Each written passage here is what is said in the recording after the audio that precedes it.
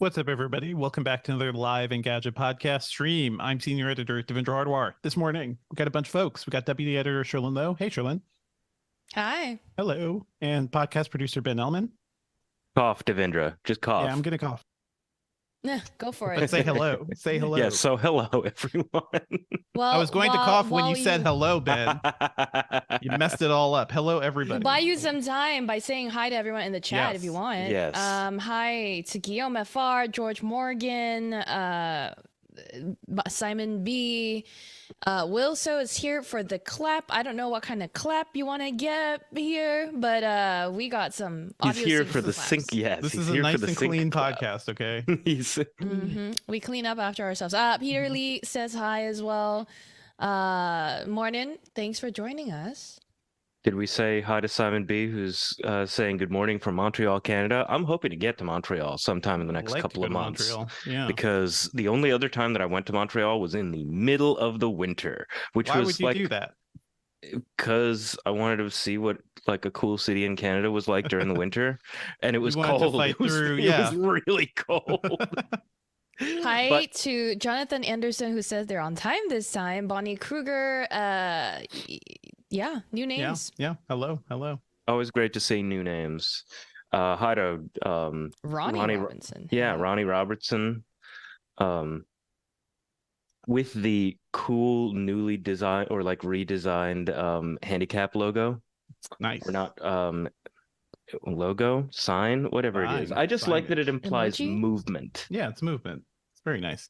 Well, if you guys want to tell Ben what to do in Montreal or when to go, Yeah, seriously. give us some updates. I mean, I I didn't feel even like the get one thing, to- Ben, is don't go to Canada in the middle of winter. You know, just don't. I mean, that. unless you want to ski, unless you want to go to Banff. I have a lot of a connection with Banff due to family, Mhm, but mhm.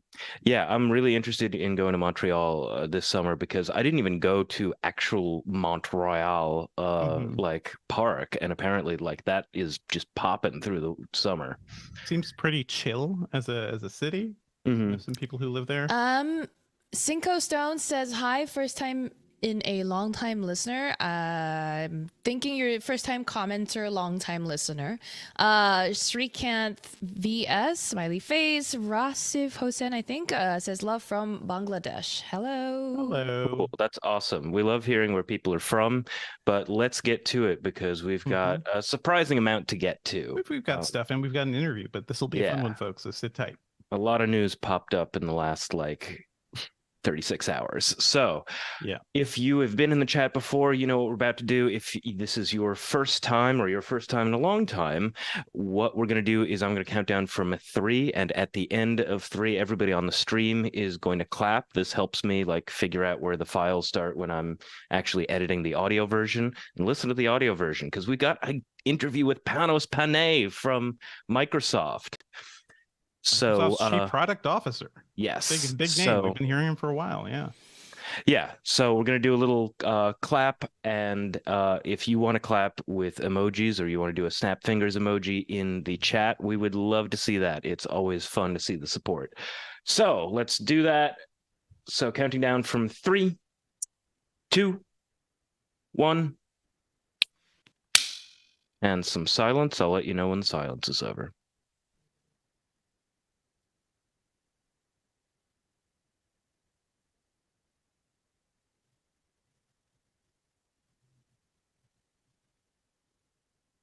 Okay, silence over. All right. Let's get to it.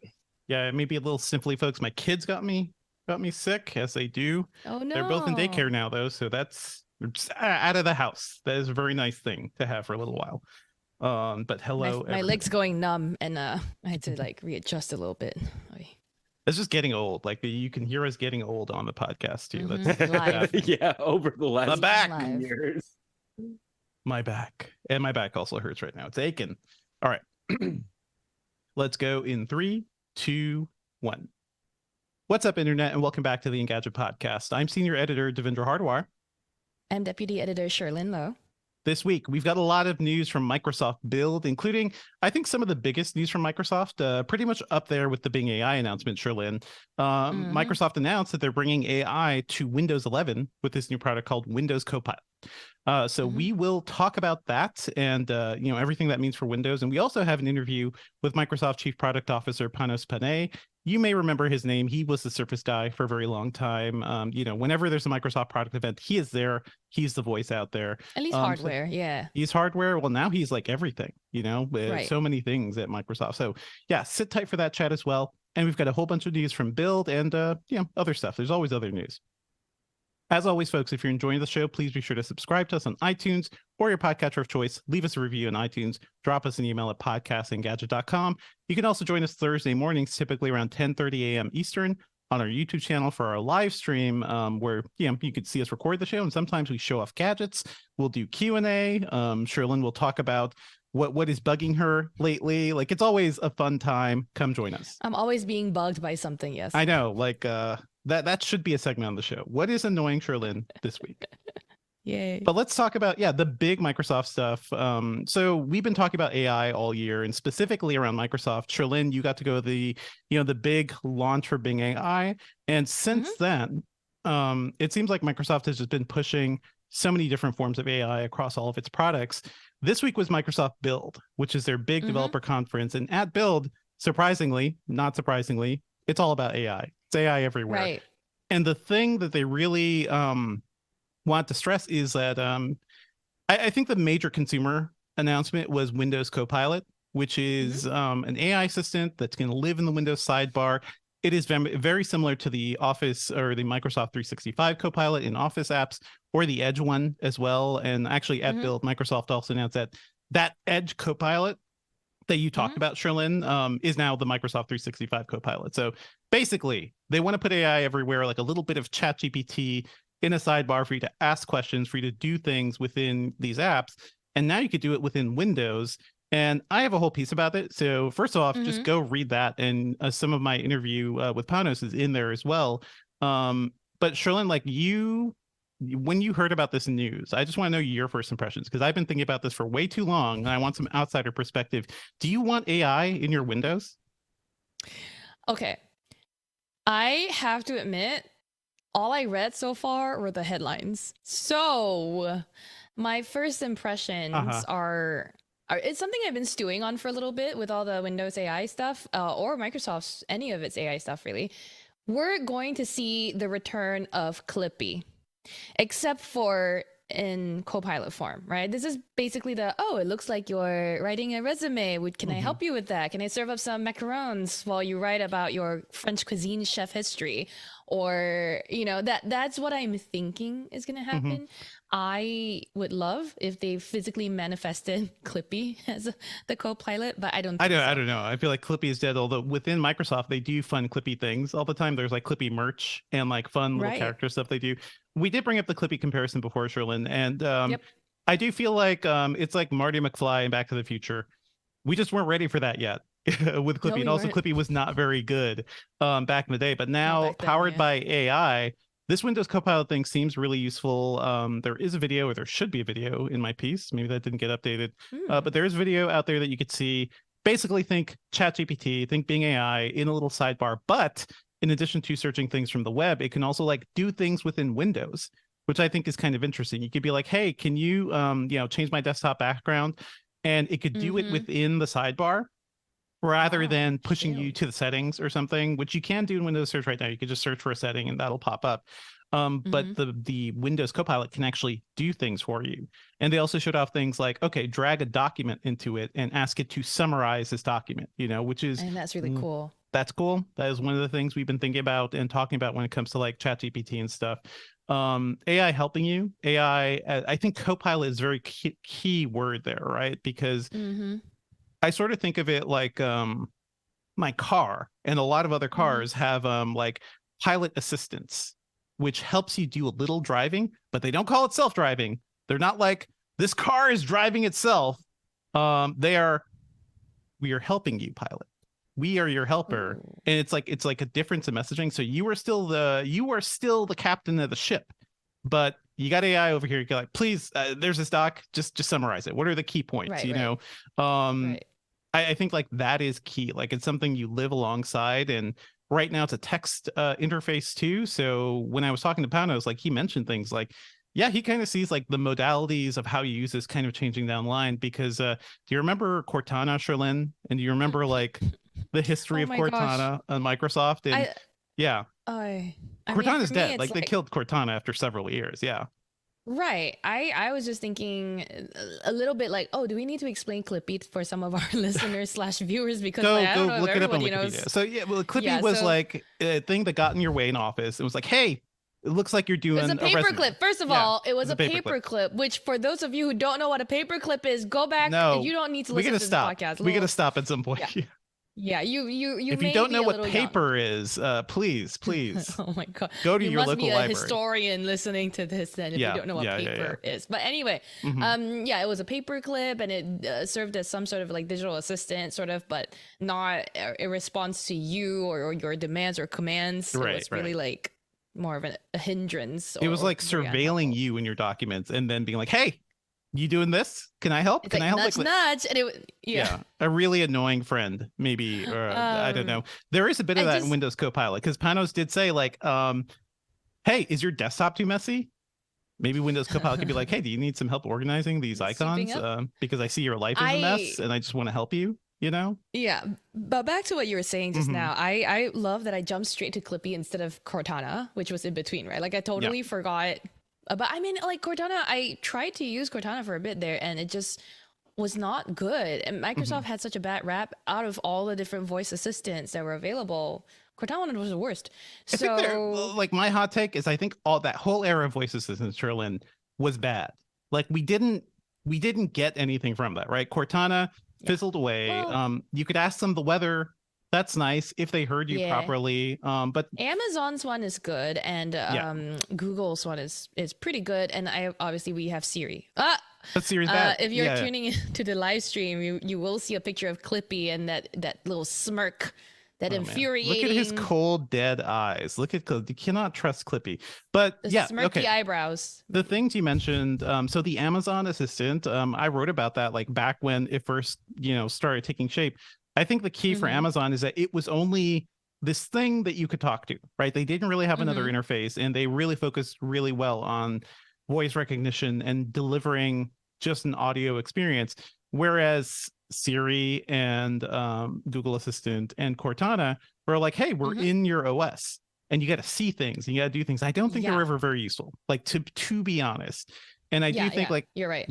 Now with generative AI, now they can actually have like a brain rather than just be this thing that responds like, what is the weather? What is the thing? So I'm kind of excited about that. I don't know how you feel. Like you're a Windows purist, kind of like I am, Sherlyn, right? Yeah, I try to use Mac more because they kind of force us to for work, and I'm just like, no, I can't. Windows is my thing.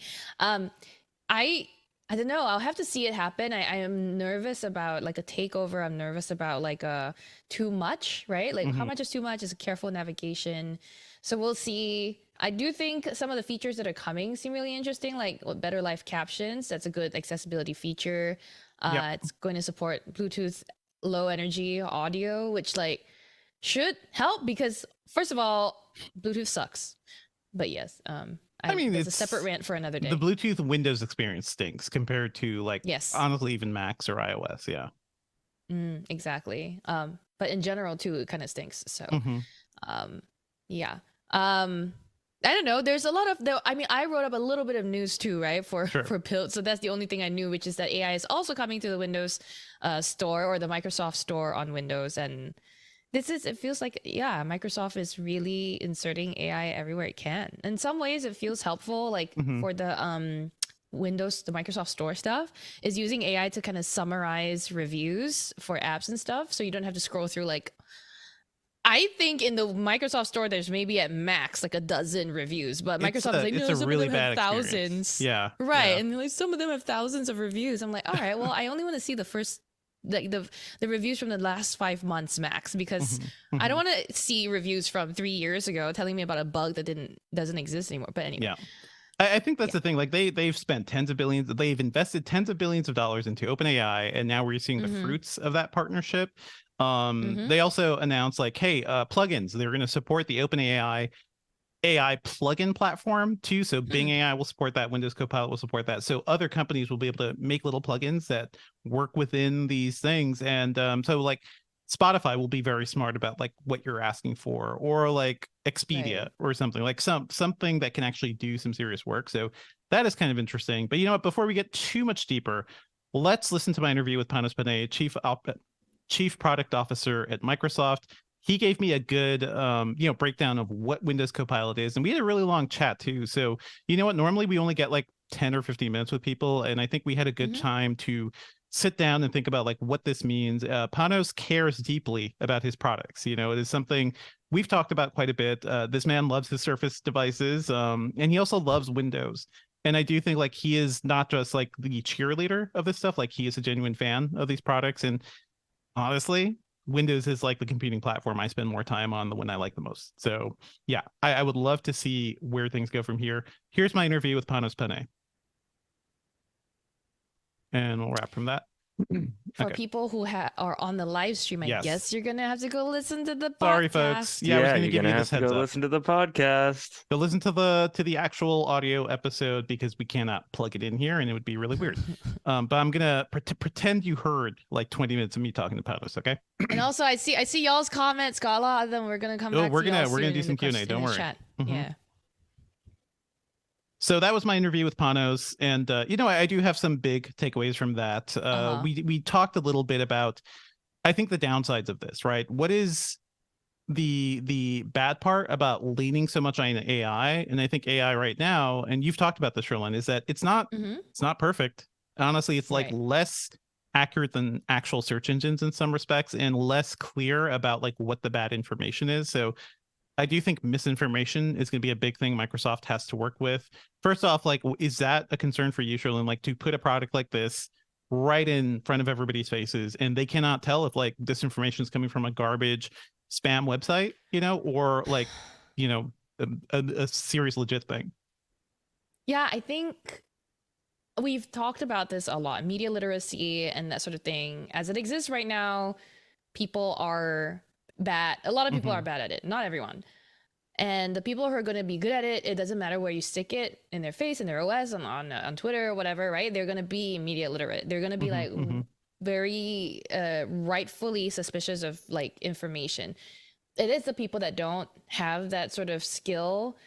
And it is a little more dangerous, I guess, to put it in the OS in that case, because at least with like things like Twitter, or other social media websites, it's like they actively have to go look for it. They actively have to open an app. But this feels a little more prevalent, intrusive almost.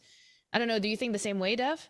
I think more so than like Twitter or something. It's like more like Google, right? If you go Google a health question or something, you get sent to a website, and if it's filled with like weird scam ads, it looks gross and the design's bad and has all these pop-ups, I think a part of you may be like, I don't trust this.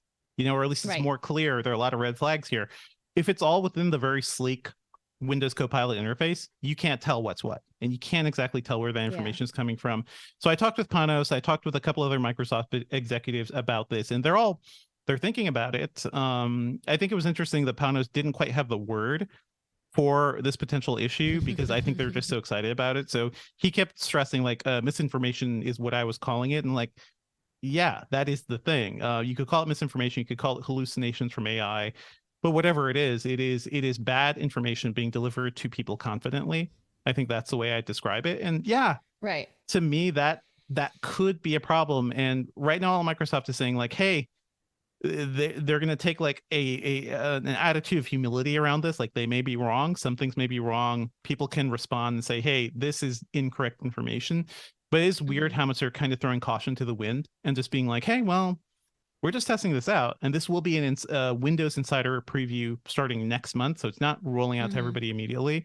But it does seem kind of funny how much they're like, well, everybody wants the AI, and, you will help us get better at it. It's like a big risk, I'd say, right?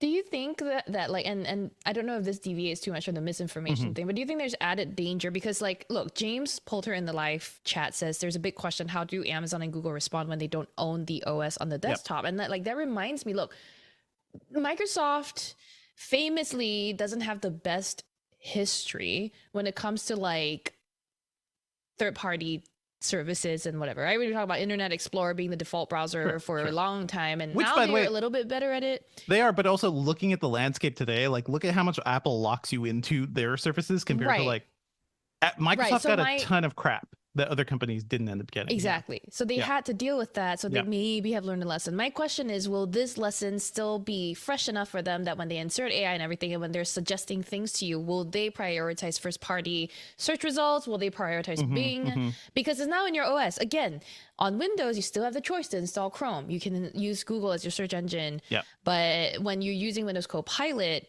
you know, I don't think you're going to have a choice to choose like Nope. a result from different AI engines. It could be the sort of way like regulators now are like looking at Apple and maybe other companies and being like, well, you should support other payment processors. Like you should support things outside of like your walled garden. I think we're going to get there, but I think all these companies just try to push as hard as they can within their own thing. And then if they get fined, then so be it. These are companies are richer than God, so they will pay the fine. They'll make money first, and then they'll pay the little money, fine later, they'll right? Yeah. Get that market share, which won't just evaporate, right? So they'll take the fine and then cement themselves as like the chief operators in this new space. That is my thing. Yeah. So it is certainly an issue. This is something we'll be looking at for a while. I haven't had a chance to test Windows Copilot. Next month it's going to roll out to Insider, so I'll check that out. But you know what, folks, if you have questions about this or about other things from Bill, drop us an email at podcast@engadget.com. Were there any other features, Sherlyn, that you want to point out? Because they added like better VPN access in the taskbar. You mentioned better live captions. One thing Microsoft told me, and we didn't quite see imagery of this, my one pet peeve from Windows 11 is that all the icons in the taskbar are grouped together and there's no way to separate them. So that involves doing multiple clicks, and I ranted about this when I reviewed Windows 11. Yep. I think they finally relented. Yep. And they're like, yeah, we're just gonna let you ungroup those eventually. So that's gonna happen if you are like me and like Sherlyn, who are very annoyed by this whole like adding an extra click to your Windows experience. Eventually, it looks like Windows 11 is going to support ungrouped icons. I don't know how they're going to make it look pretty. But it's the thing that's going to happen, right? Look, it currently already, I'm looking at my taskbar right now, and there's already two separate Chrome icons, one for one profile, one for another, like personal, business, whatever, right? And if it can work that way, I'm sure it can work for every other app. Like, come on, stop playing, Microsoft. The thing I love about or liked about other Windows before is that you had a little bit of the title bar. So if you had like multiple Chromes, you could see, oh, this is the Chrome with my Gmail, this is the Chrome with my Google Docs. You know, it was a lot clearer, and you do one click down to your taskbar, pop into it. And it's something that Mac OS doesn't have, and it's always kind of annoyed me about Mac OS. So yeah, they will get back to that somehow. AI is coming everywhere. This seems like a big bet for Microsoft, like a bigger bet than anything else that they've done recently. But we will talk a little bit about this around the Apple stuff too. It does seem like everyone's scared of being left behind of the next big thing. And Microsoft is a company that has been left behind several freaking times, right? They missed out on mobile entirely. Windows Mobile came way too late. Windows Phone came way too late, and they just couldn't compete. The Zune came way too late after the iPod. They were late to the web in many respects too. Like Google rolled out Google Docs and Gmail and like really powerful web applications before Microsoft did. They had Hotmail, but Hotmail was kind of basic and janky like when Gmail debuted. So Microsoft keeps missing, and I do think they're worried about being like, we can't do this again. You know, we cannot be left behind once again. So yeah, I think that is the main thing. There's a little bit of desperation here going on, but we'll keep an eye on all this stuff and let us know what you think, folks. Podcast@engadget.com. Okay. Shall we do a little Q&A, because there's conversation's been fire. Good. What is up, chat? Hi to Chooch, hi to Y, hi to D-Man, and Timmy, Syed, Akib asked what camera I am using. I saw that you banked that question, Ben. Yep. I'm just using the webcam inside this Galaxy Book Pro. So, It's a good camera. It's a good camera. Yeah. It's pretty decent. You can even see my zit over here. I was using the Logitech Rio. I wouldn't have noticed it unless you pointed it out. Zoom kind of smooths things out. Yeah. Yeah. No, it's my makeup, y'all. Yeah, but I think Cud had a really funny comment about Windows 11 AI. Oh yeah, I banked that too. On Steam lately. Yeah. Here's some useful financial advice for you. Yeah. But the important thing would be if if Bing AI or like any of the integrations on Windows could actually like look forward and say like, the Steam summer sale is scheduled for next week, and I Right? think that you should think pretty hard about your finances before you jump straight into that. There's yeah. Like you yeah. only have $500 left in your bank account. Do you really need a PS5 that's gonna take up all of that? Yeah, seriously. It's yeah, the nanny, your online nanny, basically. Microsoft Yeah. was pitching it as like a sort of personal assistant, and there'll be some of that. Yeah, I didn't mention this in the show, but like the thing I kind of want is like to be able to I'm in Windows, I'm on my keyboard and mouse, I'm typing, I'm doing Right. stuff. I want to shout to my computers, hey, can you pull this up for me? Can you pull up that last Right. email? How does like as I'm Right. working, I want to be able to like talk and have Yep. something thrown at me. And we've yeah. been talking about this, that like Yeah. generative AI, the real utility of it might be to get us a step closer to Jarvis or a step Mhm. closer to Cortana, even though Cortana, No, the Cortana's actual dead. Cortana died. The Yeah, but actual I'm talking Cortana about became a I'm- space Nazi, and we don't talk about her Oh, anymore. that's true. Yeah. So now we can't use that name anymore. That's true. Julio, our unfortunately. live stream Yeah. producer, said a more polite way. Like, I mean, I think he put it more politely. He goes, "Can you pull that up for me, please?" No, too many I'm saying words. Too many words. Get me that thing. I want to Get be me the the thing. like. Yeah, Give me yeah, the thing. I want to be the boss that just yells at the assistant and just But- you need to keep up with me. I do think that it would be Ha- cool to be able to have a conversation with your Yes, computer yes. and then say like, hey, can you give me more information? Can you tell me how you found that information? Yeah. And like that would be good. I think the problem with having it be voice only is that it's a little harder to fact check. Like right now you're sitting in front of like Bing AI or anything. It would even the voice stuff would pop up in that sidebar. So like it would be irresponsive, but you can go peek over and see like all this work that it's done. So maybe it'll show its work. But would somehow. you Yeah. peek over if it was It just a good conversation? If I could trust it, right? This stuff is all about Julio- trust. Yeah. Julio, you tell me if Julio. you really want me to say this thing. You No, just said. Okay. absolutely you not. just tell me. No, don't. Because we do not can, read but that.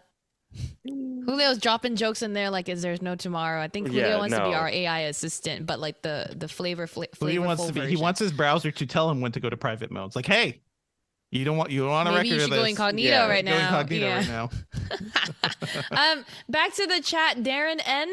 Hello, thanks for joining. Says this is the most important Windows release since Windows 95, which was released in 1995. It's true. It's very funny. I don't. Is it the I don't most know if this since is the Windows most important 95? Windows. Because it is I just a think feature 10 was coming to important Windows. too. Yeah. Well, Yeah.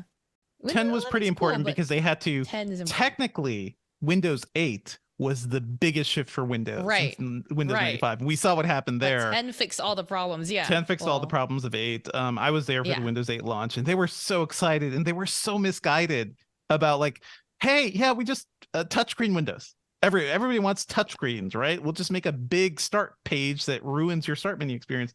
Microsoft is very bad about calling some of its own shots, and PTSD.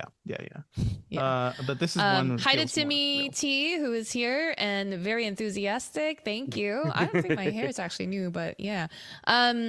A dude named Charlie says no love for Linux, and I'm No sorry. love for Yeah, I Linux. wish I were cool enough. I know.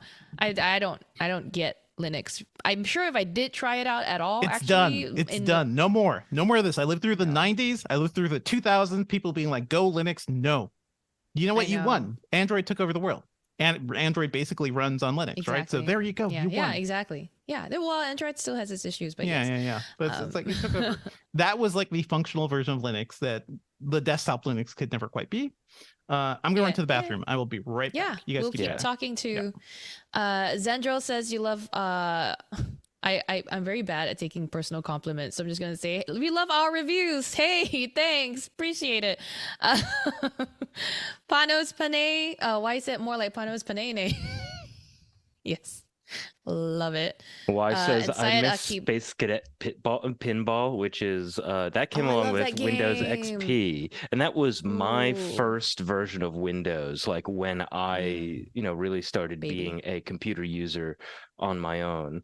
So yeah, I Yeah. have like some really, really pivotal memories about Windows XP, Space Cadet Pinball, the very strange David Byrne song that came like packaged along with literally every Windows XP, at least in the US. Oh, And that then one song that was in Windows Music. Yeah. yes.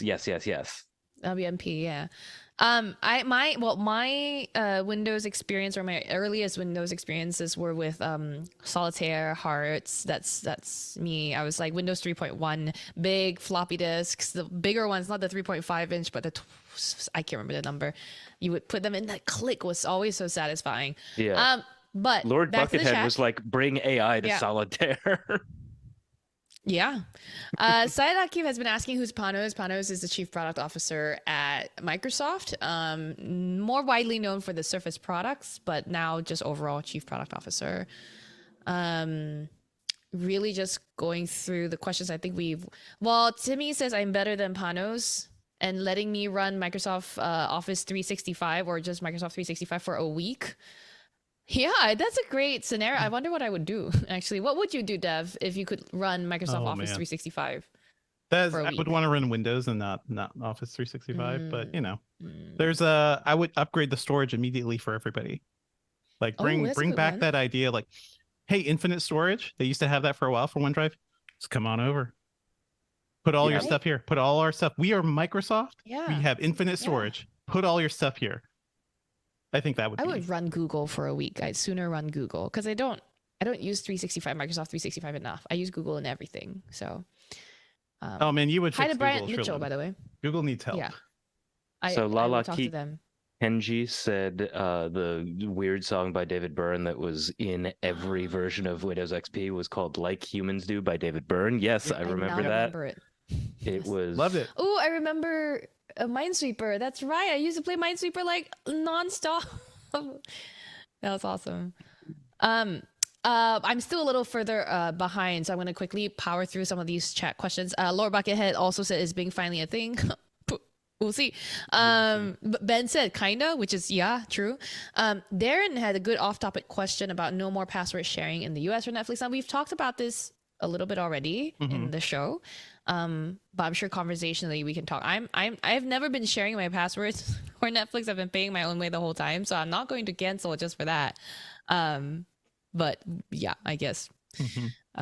wow. Okay, so Bryant Mitchell said something about a Weezer video included Weezer with video, Windows yeah. 95. I had no idea about this. I So watched it all the time. Buddy I Holly. looked it up. I Yeah. cannot believe that Buddy Holly was Buddy Holly. included with It's a good song. Windows 95. It's a good I song. did not realize. I always liked that song. That's I didn't so know it was funny. part of. Yeah. And the video is probably Um, like 320 by 240, like some garbage resolution. Yeah. Those were the days. Darkson34 says you don't understand the appeal of using Chrome these days. Please tell us your favorite browser. I would love to know. Forget About It says hello. Do we have updates on when Copilot will go live? We know that for the insiders, right, Dev? That it's Insiders happening testing next month. And generally I've had next good luck month. with the insider test. So if you have a secondary computer, if you like need your stuff for work or to stream or something, maybe don't put it there. But I've had a good luck with using that. It seems like they want a big fall like launch for this stuff. So all the AI stuff is moving fast. Microsoft needs a big push for fall updates. So I feel like fall it will arrive. Yeah. I see. And then two last ones I'll get to before we maybe move on. Ursi says this app will be the new reason for layoffs. You mean Copilot? Sounds like it'll be. I mean, I think AI is going to really change a lot of jobs. So let's see. And Y says, what about Sam? Y'all forgot about Sam? I think you asked this last week too. Why? Don't worry. Sam is around and we will have Sam He's on. just But we're very going to busy. give Sam some time to rest and recover. I think that's it. All I right. think we came back to, we caught up. Let's So. keep moving. All Let's right, keep y'all. moving, folks. We got a couple stories and we'll move pretty quickly through all this other stuff. Yeah. The bowling game. Oh my God. So many deep cut Windows games. Go on. Okay. Let's move on to some other news. And one thing I want to quickly shout out is the White House revealed some of its next steps for its responsible AI development plan. So let me just read here from an article from Andrew Tarantola. On Tuesday, the executive branch announced its goal towards releasing an update to the National AI R&D Strategic Plan for the first time since 2019, as well as issuing a request for public input on critical AI issues. The Department of Education also dropped its hotly anticipated report on the effects and risks of AI for students. So there is a place for you to go, go drop your thoughts on how this stuff. You can submit comments to, let me see, more 30 prompt questions. There are 30 prompt questions that you can answer and just tell the government what you're thinking about AI. There's some interesting stuff happening here. I think it's fascinating to see like the government is like taking AI and looking at it seriously, mostly because they don't know what to do. We don't know what to do. We don't know what the stuff will actually do to us. And we talked about the Sam Altman thing about him coming in and being like, please regulate me. There's a lot of stuff happening, right? We saw the news today or this week about Eric Schmidt, the former Google CEO, who also said that AI has the potential to like kill, humans or harm humans. And there's a lot of talk about like the long-term effects of what all this means, and not enough about like, hey, right now, it seems like people are using AI as excuses to lay off tons of workers, or there may be issues within the models that aren't like may inherently be kind of racist or kind of sexist, like, or may have like bad data.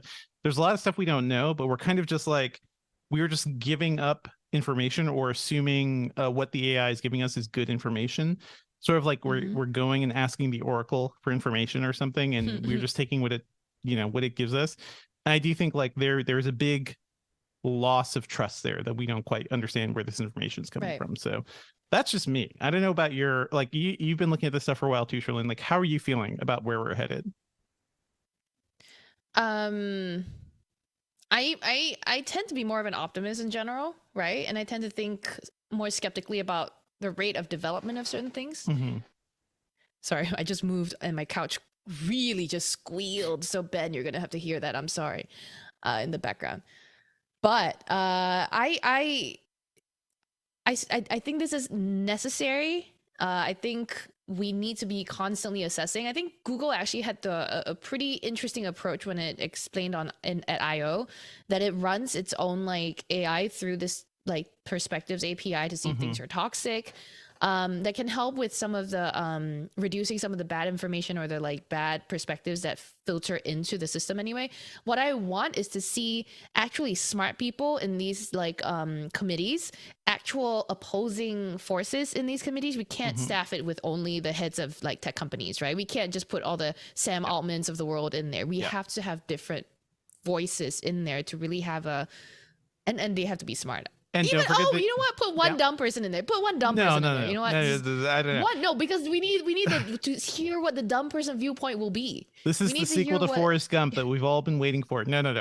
But it is. We did talk about Google firing a bunch of its AI ethics researchers who warned about a lot of these issues that we'd be facing, and they're still out there. Timnit Gebru and a lot of her folks that were fired alongside her were the ones voicing opposition at Google, and Google didn't want to hear any of that. And now this stuff is actually rolling out there, and you have the Sam Altmans of the world basically coming to say like, hey, could be a problem because this could be bad. Like there could be things that are issues, and it's a lot of what Timnit and other people were saying like years ago, specifically last year, I think it was. There's a lot we don't know, and I think that's the main thing. Let us know what you think, folks. Like, this is all happening so quickly, and whenever I talk to people in the tech industry about this, they're like, they try to be optimistic about it, but you know what? I was optimistic about tech in 2009 and 2010, and I covered Instagram and Facebook and all these companies as they blew up and had no clue what to do with the power that they ended up wielding. So this is like, I'm a little bitter about a lot of this stuff because these companies keep trying to change the world to make a buck, and they just leave a lot of destruction in their wake. So that is just me. I'm just inherently worried about all this stuff. But speaking of new stuff, Apple's mixed reality headset. Oh boy. There are more details. Mixed reality. No. Talk about the other thing. Mark Gurman over at Bloomberg has more details. He's always had good sources, and he has more details about like the history behind this plan for a mixed reality headset. Oh, by the way, Dub is coming soon, and Sherlyn and I will be there to see whatever Apple announces. So there are certainly enough rumors. We will do like a full WWDC preview next week and dive more deeply into the stuff. But this latest Gurman report does give us a lot to think about when it comes to the mixed reality headset. It does sound like the earlier reporting was true, is that they wanted it to be like an easy to wear pair of glasses, but they kept running into technical difficulties. And and there's a lot of like internal conflict too. It seems like their executives aren't fully behind it. Some people at Apple seem like it could be a genuine mistake or a big like product, like perhaps a potentially failure. Yeah, Right. of a whole launch. The high price, the reports are it's going to have like a $3,000 price tag. They're not aiming to sell many units. This seems like another big thing. This is like Microsoft putting a lot of its eggs in the AI basket. Apple is basically kind of saying like, hey, like this could be the thing. Are you worried at all about this, Sherlyn? Or like, how are you feeling? Because I have thoughts on this. Yeah, worried. Mhm. I mean, I don't see why I would be worried about Apple trying. The to VR do market mixed is bad right reality. now. The VR market is kind of dead. The PlayStation VR It 2 is just dead. launched, But and I'm not nobody worried. wants it. Yeah. Right, but I'm not like if Apple tries and it's bad, then yeah, sorry Apple. I'm not worried for that. Like their success doesn't really matter to me. Hey, here's my ethics statement. I don't care. But if I'm not. I'm intrigued. I'm curious to see how it'll go. I think look at like the two things that are hot, right? You've got mixed reality / metaverse / VR, or you've got AI. And what is Apple better at? Probably neither. Okay, but They're good at hardware. They're very good at hardware, you know. Exactly. They're yeah. so much better at hardware than they are software, which is an AI thing, right? Their software games just never been as good as Google or Microsoft. So instead of competing in a space where it knows it will at most get a third place, is going for Meta. It's like, hey Zuck. This picture on the Bloomberg article, by the way, Tim Cook's face is incredible. You should take a look. It's him giving the side eyes of side eyes over his glasses, and I'm imagining he's staring at Zuckerberg.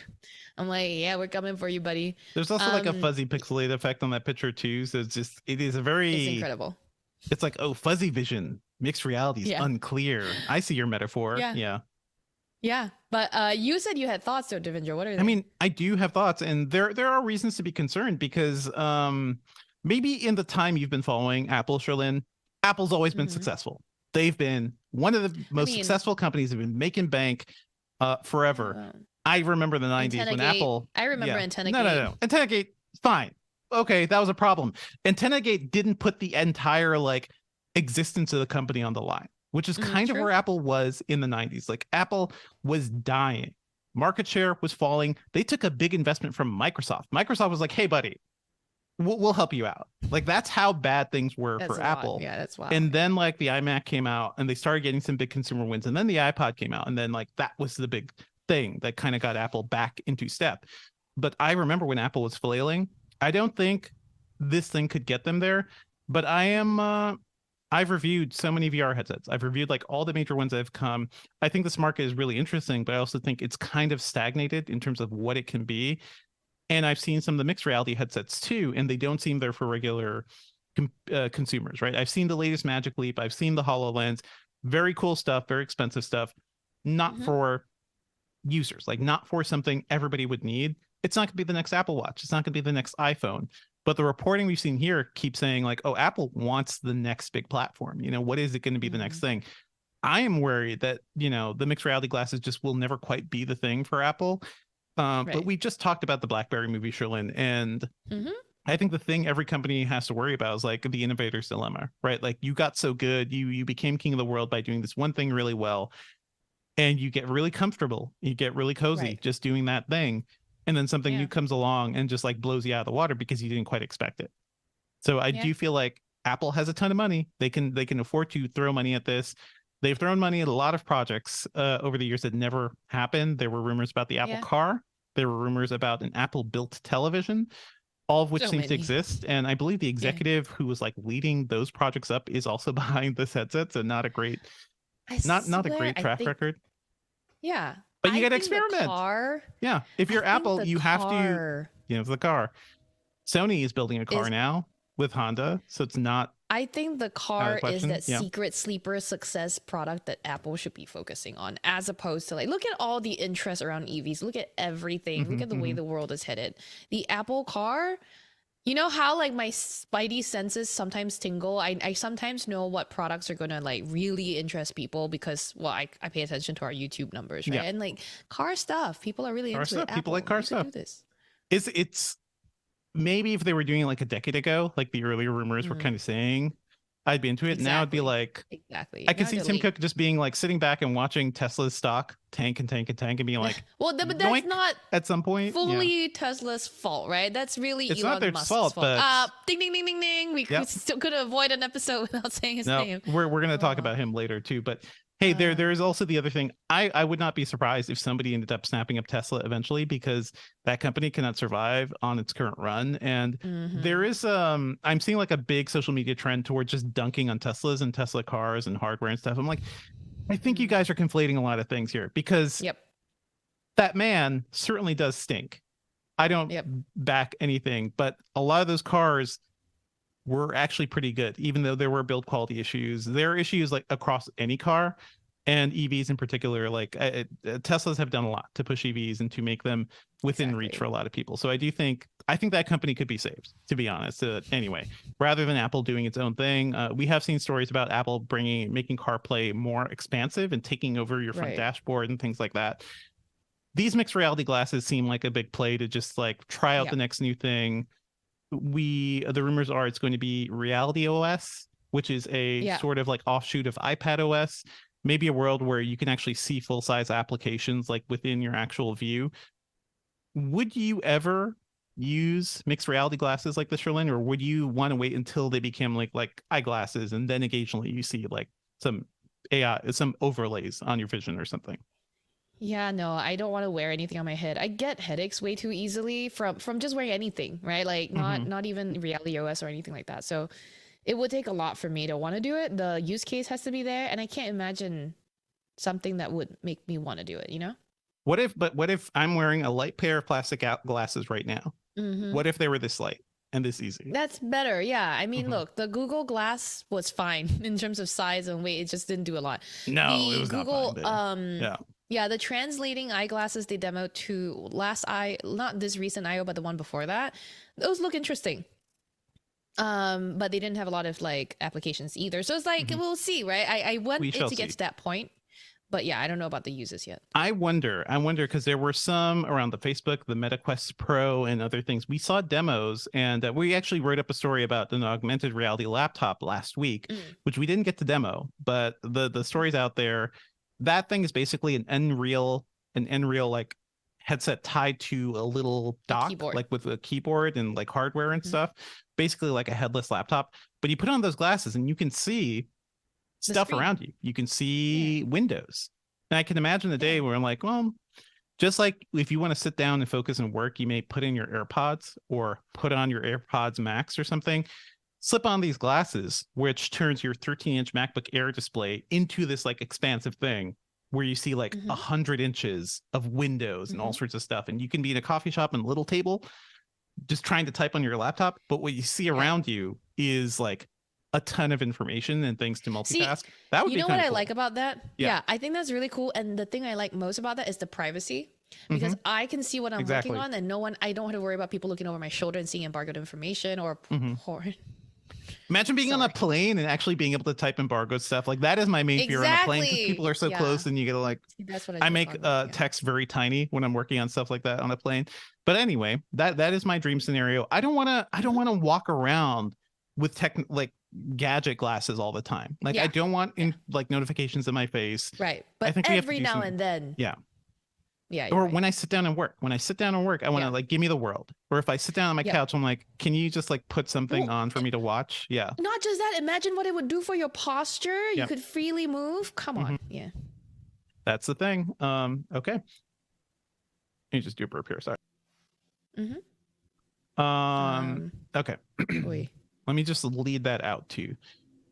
Stay tuned for us next week, folks, too. We will be doing a full WWDC preview, and there will likely be more information about these glasses coming. But let us know what you think. It's not that far from now. Like, we are going to see what Apple's going to be working on very soon. I'm very excited to see what it is. So drop us an email at podcast@engadget.com. If you have thoughts about this, please. In other news, hey, Ron DeSantis, Florida Governor Ron DeSantis, announced his presidential bid on was it Twitter's live spaces? Is it Twitter Spaces is the full name for it? And that thing just kind of failed, and it's kind of hilarious too, because the initial story was basically like Mr. Elon Musk, whose name we will say once, basically teaming up with this guy to basically give him a big backing and to give DeSantis a home on his own platform on Twitter. And I thought that was kind of silly, but the actual event was kind of a technical disaster because they spent about 30 minutes trying to get the audio working. I think there was some reporting that because Musk had tweeted it out, it broke the Twitter space, and that just like looked like a complete failure. The DeSantis thing, his pitch for himself is exactly what he's been saying for a while. He is talking about the quote unquote woke mind virus, which is the thing Musk talks about too, and it is apparently getting these guys very far. It's very sad, I'd say. But I also think the other interesting thing is that he chose to do this on Twitter, Sherlyn, and not like Fox or not like a big news station. Like what does it mean to announce your presidential bid on a social network? Especially this one. Is it the first time? I don't know if it's exactly the first time. Certainly not for anybody who's like supposed to be a big front runner. Like DeSantis could potentially be a big front runner against Trump as an alternative. There's a lot of reporting that he has basically spent the last few months just kind of like losing whatever goodwill he had since the midterm elections. But yeah, announcing yourself on social media, what do you think about that in general? In the past, before Elon Musk, I would say it's kind of savvy to be like, announcing these types of big news things on Twitter as a platform. But now it's just like, I don't know, you're kind of declaring your allegiance when you do that now. It's a very different world, now than it was even just 2 years ago. So it feels more political than it needs to be. It used to be maybe more like, I'm so technologically savvy, like, and then now it's like, I don't know. I don't like a lot of the politics in Florida. So I won't be going to Florida for a while. Yeah. Mr. Book Bans, yeah. Thankfully, I'm not a Disney kind of girl or a Universal kind of girl, so I'm like never needing to go there, like against my will. Although my friends, they do have Peppa Pig land there now, so that's a whole thing. Good thing I don't give a crap about Peppa Pig. I just I don't know if DeSantis had the like mindset of I'll choose Twitter for such and such a reason, but no, I think it totally is, because like having Musk's backing is kind of a big thing. Twitter could be seen as Trump's home turf because he was a big on Twitter guy. He was a big Twitter personality for a while, and that definitely helped his campaign. But I think I'm not going to get into like the nitty gritty of politics here, but Trump was also very good at like manipulating the media and getting himself coverage everywhere. And I think like just focusing on a sad, error-filled Twitter space is kind of hilarious.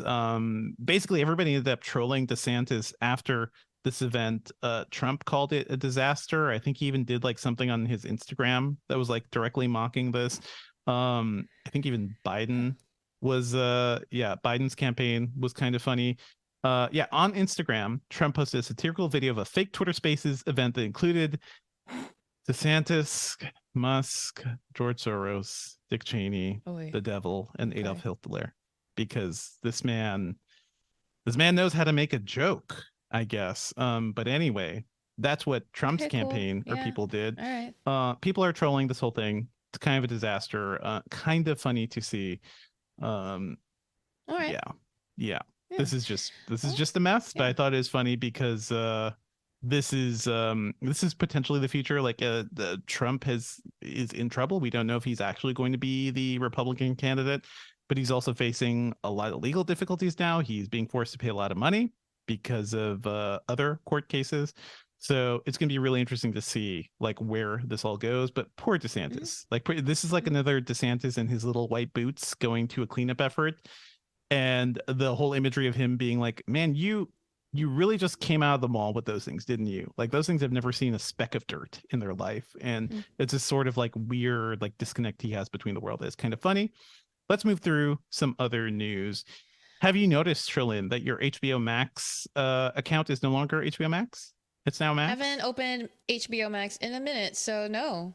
Okay. That's real. It's happening now. Like we've talked about this transition It Yep. finally happened this week, ahead of the finales of Succession and Barry. Very brave to do it right now. Mm. HBO. It seemed a little messy at first because I think a lot of people noticed you could still open up HBO Max and eventually it would point you to a separate Max app, at least on the Apple TV store. On iOS, it kind of pointed you elsewhere. Some platforms auto updated, and I think it's really unclear which ones did. One thing people notice is that when you did download the new app, it tended to take over your credentials from the HBO Max app. So at least you didn't have to go do the whole login dance again. That's kind of fun. That was a thing to do. They also got into trouble because they did a weird thing where they, instead of like listing separate writers and directors on shows and movies, they created this like bundled creators category, which also included producers and people like not directly involved in the making of the thing, and that was weird. Yeah, HBO or Max got a lot of flack for that, and they immediately reversed that decision. So kind of a messy transformation. I don't think people will ultimately care in a couple of weeks, but it's happening. HBO Max is dead. Long live Max, I guess. All right. It's been a busy week too. I just reviewed the NVIDIA RTX 4060 Ti, the 8 GB version of that, which is totally fine for $399. This is NVIDIA's big push for 1080p with ray tracing.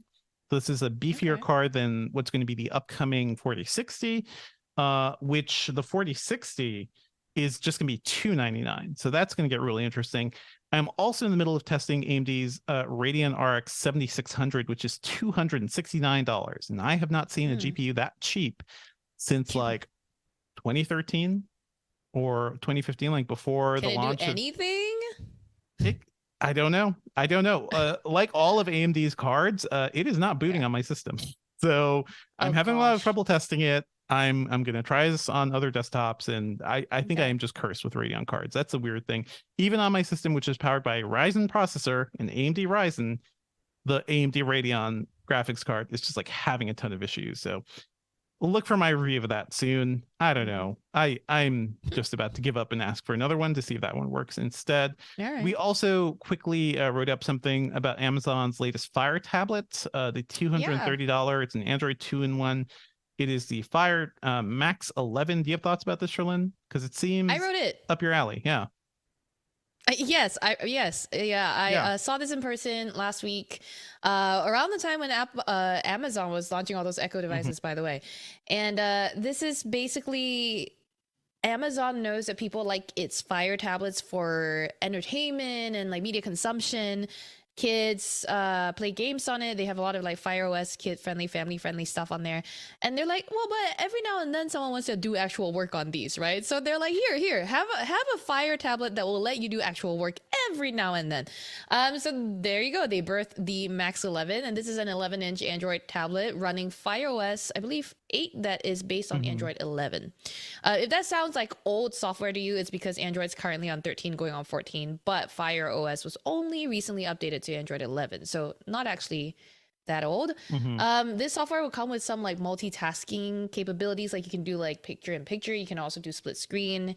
It does have a kickstand, right? Or is it the cover has a kickstand? Yeah, exactly. So for $230, you'll get that 11-inch Android tablet. Add $100 and you'll get the keyboard case with a stylus. They're doing the Surface thing. Yeah, okay. Yeah, but look, that total, if you think about it, if I hadn't told you this is a $230 tablet, that becomes $330. And all I said was this is a $330 2-in-1. That's like, sure. That's something that's different. That's the price of the base iPad. $329. But this one you'll get the keyboard in. And I've touched this keyboard, I've written with the stylus, and it is, the keyboard keys were nice. I enjoyed like the depth. The trackpad's a little small, but I mean, they all kind of are at this size. The stylus was fairly smooth. Palm rejection was fine. I mean, look, this is as basic as it gets, but it's an option. It's one of the cheapest options out there from a well-known manufacturer. And if you already are in the Amazon ecosystem, and by that I mean Fire tablets, then this is maybe something that if your kid has been crying out for like a tablet 2-in-1 sort of situation, this might be a good one to consider, because you still have those parental controls from the Fire OS. But you don't get access to Google Apps, right? There are no Google Apps on the Amazon store. No, there's the Amazon App Store. Yeah, but they don't have Google Apps. as I recall. You mean like first party, like Gmail, yeah. Drive, that sort of thing? I'm The not sure where things they I would stand want right to do now. on a 2-in-1, yes. I'm not quite sure where they stand right now. I think you can still go to a browser and do that, but I know that You can have still to go to do the some browser, but silk. yeah, there's no like Yeah. built-in apps and no offline support, basically, right? So yeah, that's why I meant like, I mean, if your family's on this OS already and you're already familiar with it, go with God. And if you're not, and you know, then there's other options out there for you. This is the kickstand I like that it's built into the case. It's quite nice actually. Like you can use it at various angles, and it turns it into, and you can still use show mode to get Amazon's assistant to respond to you. So kind of like a smart display. Anyway, check out the article for the full details, and as well as how to or where to pre-order it. All right. And quick update, by the way, we mentioned Project Q, which was reported to be Sony's like streaming handheld device. Sony just had like an announcement event yesterday, and there were a ton of new games. And they also announced that Project Q is real. It is a device. It's an 8-inch screen sandwiched between two like controller ends. They look exactly like the DualSense controllers, but it is a streaming only device. Using Wi-Fi and the company's remote play protocol. So this is something you're going to be using at home. I'm pretty sure it can stream like outside of your home too, just not as well. I don't know. Kind of interesting. There's no information on pricing or release date yet. Damn, I was just gonna ask that. Yeah, it looks really cool, but I also like I hear people saying like maybe I should just wait for this, and I'm like no. Like don't wait for an overpriced Sony streaming only handheld. Like not when you could do a lot of this stuff. You could get a backbone controller for your phone right now and stream your PlayStation games. Or a better purchase is honestly any of the PC ones, because you may not. I think there is some work to let you stream a PlayStation game to those things eventually, but you also can run games locally. And this is a streaming only device, so it is entirely dependent on how good your internet is to see how well it works. So I don't know. We'll see. We'll see what happens here. Yeah. Let's move on to what we're working on. Sherlyn, why don't you go first? 'Cause I've been talking for a while. What is up with you? Lots. WWDC is in, we're in earnest we're planning for it in earnest. I'm editing a bunch of Father's Day gift guide things from our team. There's some secret stories that I'm working on that I talked about already. And we're working on a fun AI video. The one that we did before called Breaking Bard and Bing. People seemed very interested in following up that. Like every quarter we'll do like a follow up with Breaking Bard and Bing. So this time around we're going to try to get the AI that's available out there to do some I don't think I'm going to give We the should whole definitely game away. do We're something gonna with ask it to do Windows something. Copilot. Like once it's released, we should do something fun. If it's available in time for this video, we're working on it with the intention to publish very soon. So, hey, give us your thoughts. What should I ask Bard or Bing or other AI? I want future-looking stuff. Give us your prompts, podcast@engadget.com. Dev, what are you working on?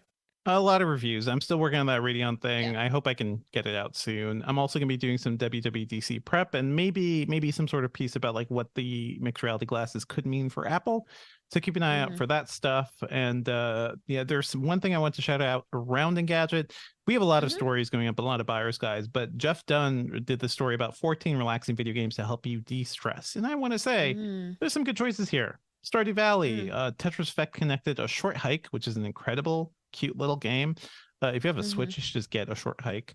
But I have found playing some games has really helped my brain like calm down during crazy, busy, relentless days. So I think this is a great way to de-stress. And if you have a Switch laying around and you're not playing Zelda, because Zelda is like the thing everyone's doing right now, but there are so many great ways to like chill out and just game for a bit. So I highly recommend these. Take a look at this 14 relaxing games to help you de-stress on Engadget. All right, let's move on to our picks for the week. What's up, Jolene? Yeah, like very related, right? I needed a bit of a mental health reset recently, and I discovered this new podcast. It's called Well, it's not a new podcast, new to me. New Mindset, Who Dis by Case Kenny. I discovered it on Spotify, which is just where I guess I'm listening to things still. It's just like one person talking in your ear about ways to see the world differently. If you're like me, sometimes you tend to take things a little too personal, and this can really help you shift your perspective a little bit. I think the most recent episode that I listened to was about Case Kenny's theory of like peak end memories of events or things that happened in your life. So you only remember the peak of something, the really good times, and then you also only remember the end of something, like your favorite TV show. You remember all the best scenes and then the season finale, maybe, right? And so Case, can you kind of explain how to like use that to your advantage to help you shift your mindset when you're focusing on maybe not the most accurate depiction of things in your memory, which is something I do a lot. So I just found that kind of helpful. I'm going to listen to more episodes. I've listened to a few more now, and they've all just been pretty solid. So yeah, I feel like if you want a podcast other than the Engadget podcast to listen to, other than mine, which is still in the works. The one you've been talking about for 2 years, Roland? Which is never happening ever. That's true. That's 90% podcasts are talked about, exactly. But I would hope to hear it eventually. Yeah. Is this exclusive to Spotify, Sherlyn? I found it on Spotify. I haven't found it on I haven't looked to see if it's on other platforms, but I'm pretty sure it will be on other platforms. Actually, they seem pretty open. So check it out. And I think Devindra might be even looking up now if it's on other I'm going to look it up.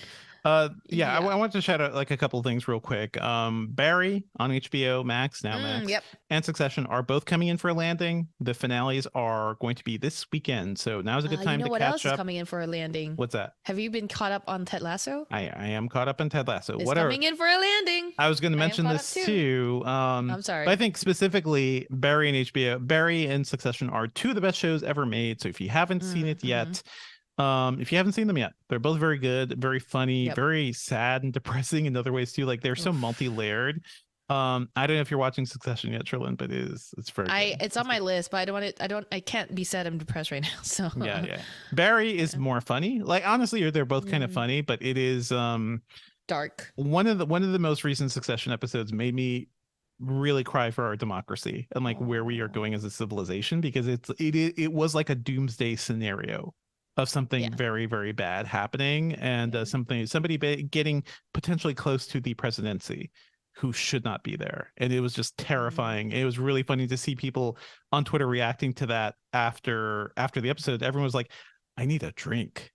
That is too real and too scary, and it could easily happen here. So anyway, Succession is good. They're both good.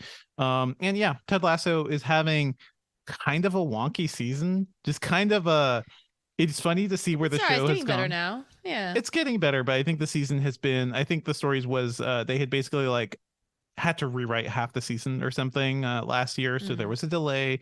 They didn't quite know the direction they were going in this season. And also they keep being weird about it, but they keep being weird about like, oh yeah, this could be the last season of Ted Lasso. Yeah. And I think the thing that may be more likely is that Jason Sudeikis maybe just doesn't want to do this show right now. Right. Because right now it's keeping him, Ted Lasso is a character who's being kept away from his child and his family because he's working in London. And in real life, Jason Sudeikis, is not near his kids. And I think that he's starting to feel that. So here's my bet is that this series will kind of survive in another form with somebody else leading the club. Yeah. That's my speculation too. And maybe Ted Lasso as a character will be around in like an American spinoff or something, like maybe or in the background. Here's what I think. The show is currently called Ted Lasso. It wouldn't make sense if they continued it with the character missing. So they're probably going to just relaunch it as Richmond AFC Richmond, and then have some of the characters, all the characters but Ted Lasso are still there. You know what I mean? It's great. So I would also have you checked out Shrinking yet, Sherlyn? Not yet, but everyone's been telling me about. I really want to. So it's very good. Quite soon I will be watching this. And very similar to Ted Lasso in that it can be funny, but it can get you right in the feels really quickly. It's also about like the power and failure of therapy, honestly, like why it may not always work, but the power of it. But yeah, they're of a piece. Shout out to Brett Goldstein and the creator of that, and the creator of Scrubs, whose name is Bill Lawrence. He was behind all these as well. So hey, you want some good feels? Easy good feels? Go watch Scrubs, Sherlyn. Did you ever watch Scrubs? I did, yeah. Happy good feels, except for some of the serious episodes, but happy good feels all Hulu? around. I don't even know anymore. Although I do know that on Netflix. Turk and JD are doing commercials now together, so that is weird. Oh, with John Travolta. I think I saw some. With John Travolta. Yeah, I saw those. Yeah. I don't know what's happening, but it is funny to see them together. They're also doing a podcast together, so that's fun. Anyway, folks, I think that's it. You can wrap it, Sherlyn. Yep. For everyone on the live stream, we'll be able to talk a little bit after, but for now, we're gonna record the outro for the audio show, so stick around. All right. Well, that's it for the episode, everyone. Thank you as always for listening. Our theme music is by game composer Dale North. Our outro music is by our very own Terrence O'Brien. This podcast is produced by Ben Elman. You can find Devindra online at Forgot me for a second there. I'm at Devindra on Twitter. I am at Devindra at Mastodon.social on Mastodon. I am at Devindra on Blue Sky. So find me. Damn. If I'm posting these days, I'm just like I'm cross-posting between these apps, and this is a very sad time. This is a very sad time in my life. Yeah. If you have your deepest cut Windows 3.1 or Windows 95 games, you send them to me. I am at Sherlyn Lowe on Twitter for now. The Journeyman Project. There you go.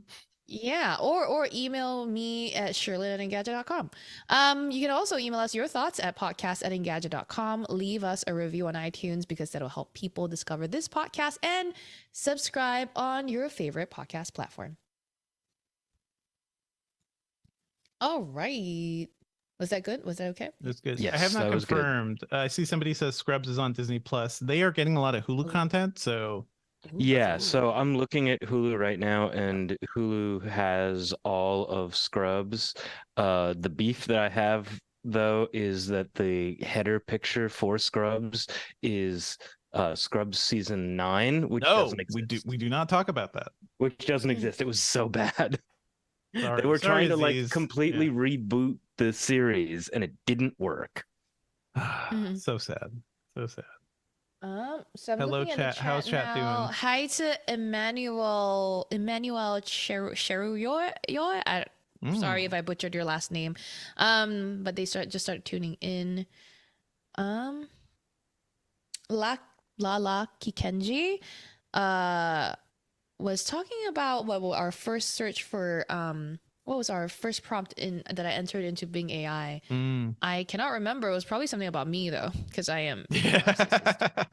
Yeah, I bet. I remember my first thing was about making pancakes, and I want to see if the AIs could tell me how to make pancakes. And I believe Bing, or what, I can't even remember. I gotta go look at my notes. But either Bart or Bing just had no clue how to do it. So that was kind of funny. Hungry Young Man, nice name. Says, do you That's so do you have any great. trick Same.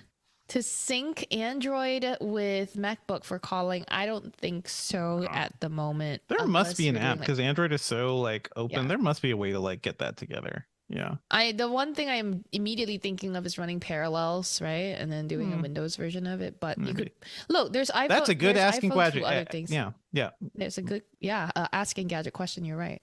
Let me. I will write this down, folks. Thank you. Because Devindra. Oh, also, hey, I don't know if this is not going to make it into the audio one. Last week, I forgot to mention that I ran into someone at an event I was volunteering at in Queens, I believe. Sean had a question about laptops and what laptops to get, and Sean had a long list of criteria. I said I would ask Devindra on the podcast. I will gather my thoughts and ask you next week. Yeah. Let's do. We do want to do more Ask Engadget sections, folks. So you in the chat, if you want to drop us an email at podcastengadget.com, literally that inbox is pretty empty. So if we will probably talk about it if you have questions. You want to get your name on the internet. Why sorry, when Y said, did y'all forget about Sam, and I went, no, Sam Rutherford's busy. Y just clarified, that's not the Sam I'm talking about. I'm talking about Sam from Samsung. Okay, Y, you gotta be clear. You can't just be like Sam and we haven't. No, like the Sam as in Samsung. Like that's what Y means. Because we were talking about Microsoft, Google. Nobody calls Samsung Sam. Sorry. Right. Sammy. Right. And that's why we were confused. Why we have a whole ass co-worker called Sam. You can't do this anymore. And also Sam Altman's a big deal right now. But say Sammy. Exactly. If you say Sammy, I will understand. Just say Samsung, because Sammy maybe Samsung. We'll get it. We might not. Say Samsung. Yes. Was there anything you banked, Ben? No, other than okay. I mean, like Y was talking about Tears of the Kingdom and not being surprisingly not into Tears of the Kingdom. I think that it's worth talking a little bit about all I've ever seen of Tears of the Kingdom, like game clips, are people committing war crimes against its monsters. It's kind of hilarious. Yeah. And also crucifying Koroks. What's wrong with you What's people? wrong with you? Somebody built the Mako cannon from Final Fantasy VII. That was kind of hilarious. It's like, yeah, that thing shouldn't exist. That game is something. I don't like the building that much, but when it works, it is repetitive. It loses things I create. Like sometimes I will build a thing. I'm like, I'm gonna put you here, I'm gonna use you later. And I turn around, it's gone. So there are ways you get to save your builds, I hear. Yeah. Hi to Hamad, who says hi from London to us. Hello. Darren N was wondering if the mixed reality headset could completely replace the iPhone screen and they would just end up selling a box and a pair of glasses, which I don't think that's the way we work. I don't think that's how anything works. That's not how we yeah. Like it's possible, but I don't think so. Freddie Hi says they were catching up listening to the beginning at 2x speed. I have done that recently and I'm like, wow, we sound weird as shit. But there we go. And thanks. Sorry that you missed last week's stream. I thought it was pretty good. There was by the way, people are talking about this. I don't know if we talked about this, but Humane, which is a company founded by a former Apple executive or Apple designer, they have this TED Talk up and people have been like discussing this. It's the idea of like spreading a computer out across your body, wearing, a smartphone camera like in a little pocket here, but also having like a projector thing on your screen to see notifications. Like, I think we're going to see a lot of weird experiments like that. And I want that real idea of distributed computing, to be honest. Like, I don't want to just be staring at my phone, and I don't want to be staring at things in my glasses all day. I kind of want to like spread this out a little bit. Yeah, I think an important thing that they mentioned in Gurman mentioned in his Bloomberg article was that a lot of the conversations that happened at Apple around AR, or whether this was going to be full VR or AR or whatever it is that they were really focused on making sure that people could maintain a social connection, and VR just blocks you off from everything. But what if there was a camera that projected your eyes out to a front OLED screen or something? Like, what if you could see your eyes? Well, yeah, okay, but that would end up looking a little bit like those gag glasses where like the eyes are open but you're asleep. Yeah. But I think that it was smart that they were having those conversations at Apple, and I think that it was kind of very Apple-y to have those conversations about like, how do we make people more connected, because they're all about being, I think, a little less obtrusive. It'd be funny to compare those conversations to what Meta is doing too, because like they've been spending billions on VR for the past few years too, and it's like, well, you made the Quest, the Quest Pro, nobody actually wanted it. I do feel like we're at a plateau of like interest in VR, so that's the thing. Like, can Apple surpass that somehow? Yeah, and even the best designed, like most translucent headsets still make you look like a fighter pilot. That's not something that you're going to wear when you're walking down the street, unless you're going to a particularly cool cyberpunk party. And then if so, please invite me. Give me AirPods Max. Yeah, I'm just gonna finish up with the chat, by the way, and unless you have something else to add. Darren N said that they couldn't get into Ted Lasso after season 1, which is like, whoa, okay. Season 2 is very good. Because I've never heard that said before. And people said something about Windows 69, which I'm like, nice. Maybe don't read that. AB0, hi, sup guys, say my name please. Okay, we just did. Good for you. And this same person is the one that was like, I play COD on Windows 68. I think you that's all we'll say about you. Thanks for watching. Okay, Gonzalo Costa done? Last one. Gonzalo Costa says, when can we expect future Google device reviews? The on sale date for the Pixel Fold was something like June 27th at Verizon. So I would assume somewhere around then. I'm giving you this based on information that I saw publicly. Nothing else has been heard. As for the tablet, I think it would be somewhere around then too. So that makes sense. I see 2 questions I want to answer real quick. Ashish Paka asks, from Windows-based devices, how do you think the new 2023 Asus Flow X16 would perform in comparison with the MacBook Pros or even gaming laptops. I have to look more clearly at that hardware. But is the Flow 16 still a like convertible thing with a kickstand? Is it just bigger? I like all of Asus's things, but it depends on what you need to do. I've tried the Flow 13. And I think it is not great for gaming. Like I think the Flow, they Yeah. wanted to make them super thin and they had like connected to the eGPU thing. It's too complicated. Get a gaming laptop. Get it if you want a Yeah. game, just get a gaming laptop. The Asus's, the ROG Zephyrus G14, the one we really like, and there's a G16, there's a Z16, I believe. Get a dedicated gaming laptop rather than the Flow, because the Flows are too big. I've Yeah. just not been a huge fan of those. And I see Cut is saying the problem with Tears of the Kingdom is that building feels out of place in Zelda. Kind of. And if you want traditional Zelda, those do exist. They did do that remake of Link's Awakening on Switch, right? So you could go play that right now. It's very cute. And Mhm. it's very old school Zelda. So I think Nintendo's going to balance both. But judging from some interviews we've heard recently from Zelda's directors, this is what they want to do. They want to do big adventuring, free roaming type of thing. So yeah, get used to it, I guess. All right. Okay. Okay, think that's so it, yeah. yep, thanks everybody for watching. The video stream comes to you via our video team live stream technician, Julio Barrientos. Thank you. If you've stuck around this long, you know that we live in a world of algorithms better than the average person because you're a tech enthusiast. You're watching the absolute ends of a tech podcast live stream. So rate us 5 stars on iTunes, rate us 5 stars on Google Podcasts. Seriously, like algorithms, just help us out with them. Tell a couple of friends in person.